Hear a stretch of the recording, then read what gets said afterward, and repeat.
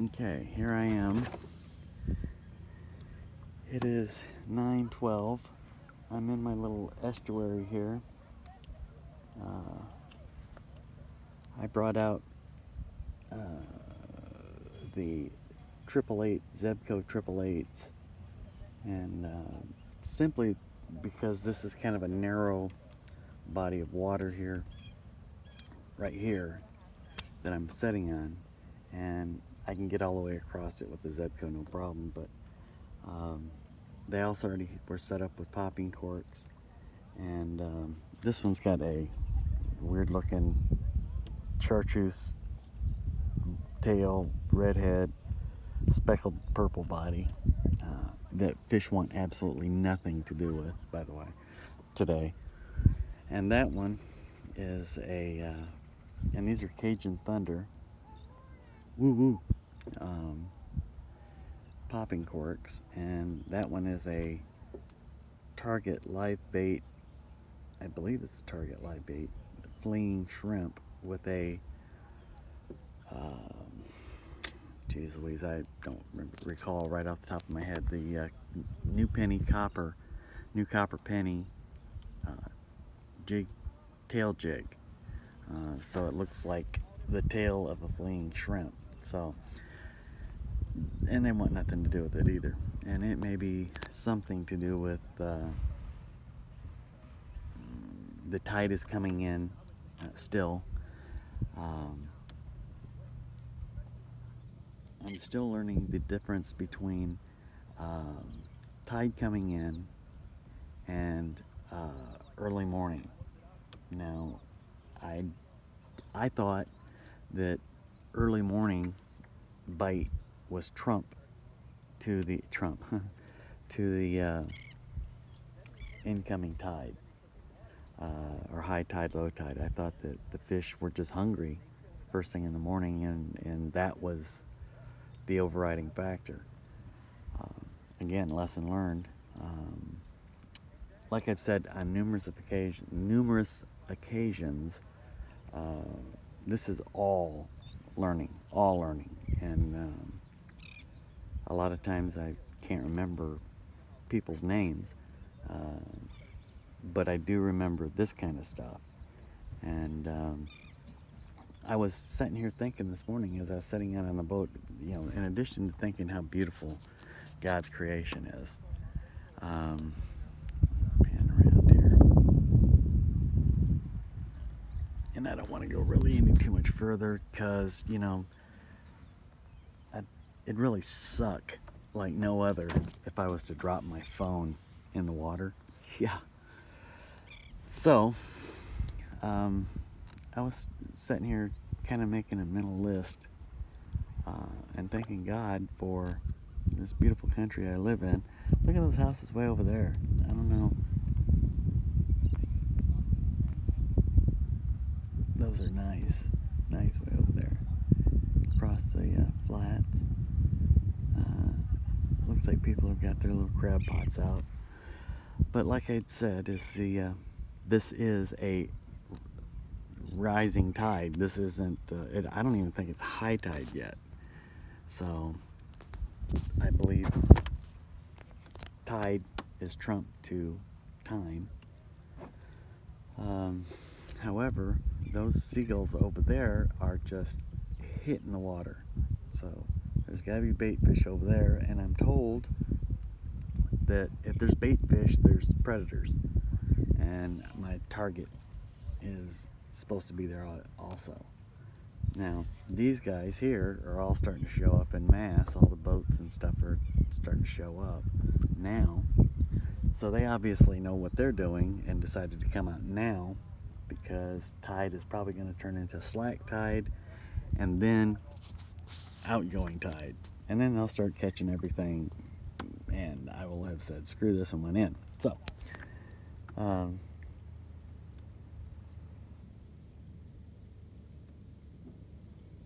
list of things that I've had to learn and I'm still learning. Um, wow. Uh, Sitting here looking over the nose of the kayak. I finally put the Scotty mounts there. I don't know why I was so resistant. I mean, I had no problems knocking holes in it to bolt the cross members for the outriggers in. I didn't have a problem with that. And I had originally mounted them, tried to mount them right here. And I'm going to drill those out and probably put those threaded anchors in there and probably put another Scotty mount base there to give me some more mounting options and to plug the holes.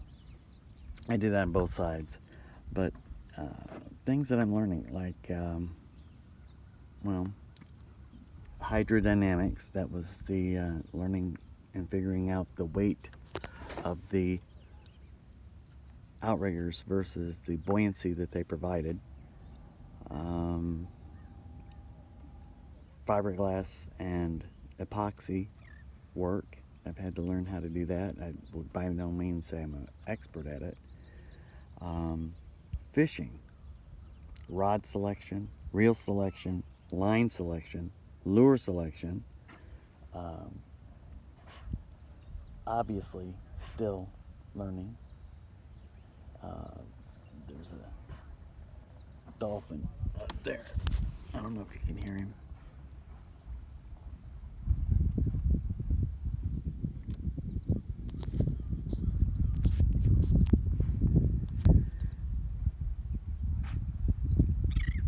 Right there.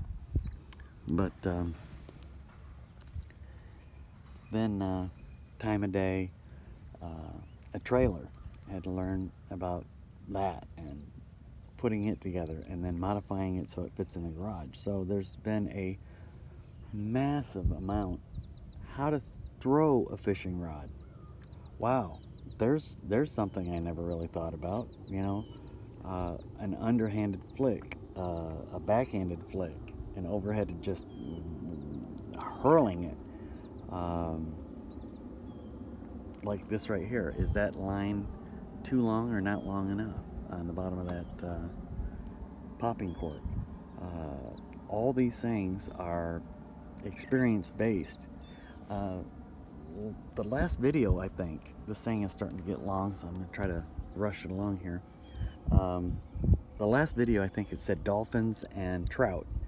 Now, people would ask me, you know, you catching anything, and how you doing? And to be real frank, I'd say, oh yeah, catching this, that, and the other, whatever. And then just kind of change the subject, because the bottom line is I think I caught a couple of little ones.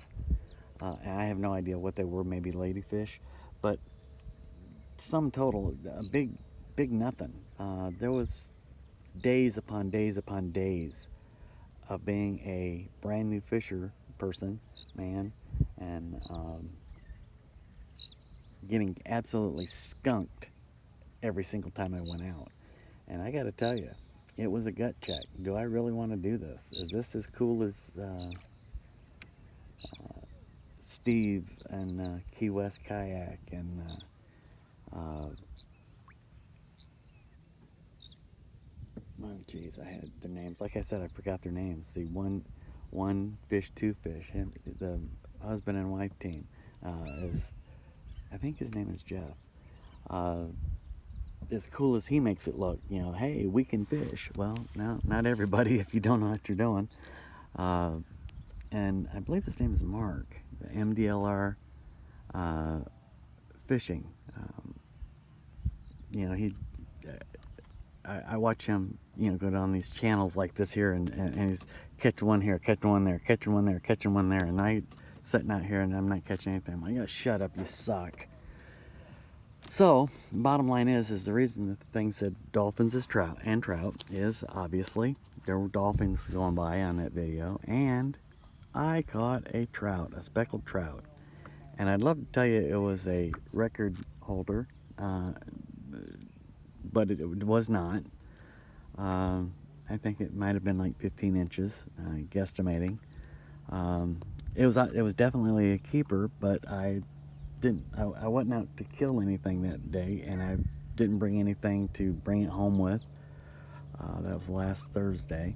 Today's Sunday. I didn't bring anything to bring anything I catch home today either, if I catch something.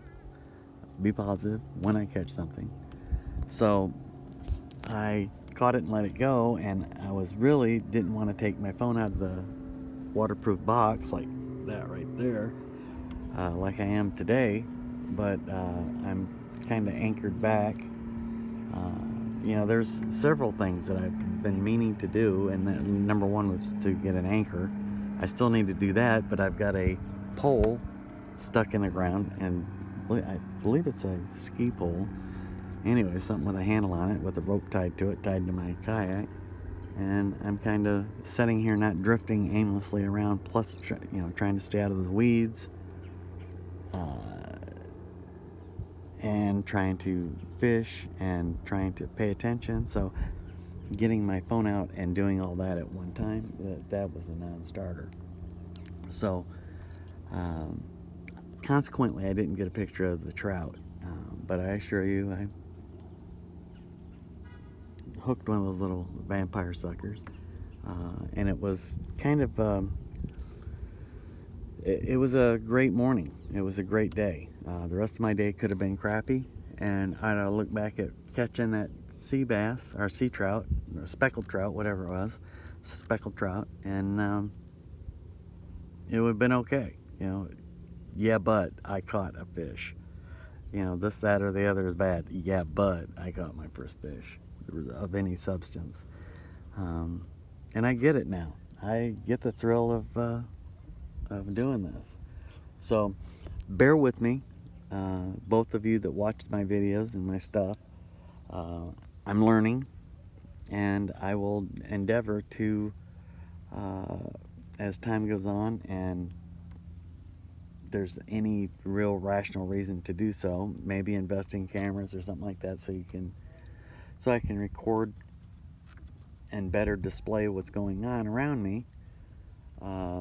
And I've made the decision for the most part, for right now, I'm a one take no edit person. So all my stuttering just now and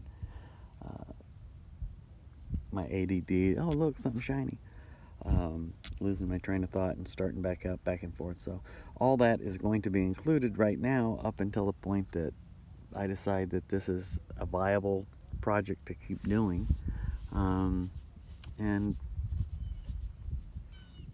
bring you along with me. So thank you for your time.